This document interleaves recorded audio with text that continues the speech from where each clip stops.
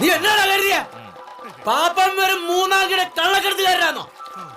മല വെട്ടിപ്പിടിച്ച് കാട്ടുജന്തുക്കളോട് യുദ്ധം ചെയ്ത് പൊന്നു വിളച്ച കാർന്നോമാരാണ് എന്റെ. അതെപ്പോ പാപ്പ? അതൊക്കെ ഉണ്ട്. ആണോ? എന്നാ കണ്ടിന്യൂ.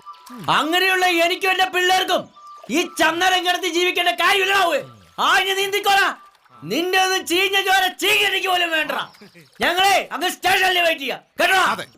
അതെ, ഇപ്പോഴോർത്ത് ചെറിയൊരു പ്രശ്നമുണ്ടല്ലോ. ഷാജിയേട്ടാ, നമുക്ക് കാശിനൊക്കെ ഭയങ്കര ബുദ്ധിമുട്ടാണല്ലോ. അതെന്നാടാ അല്ലാത്തത്? അതെ, വടമുരൊന്നും നടക്കണല്ലോ.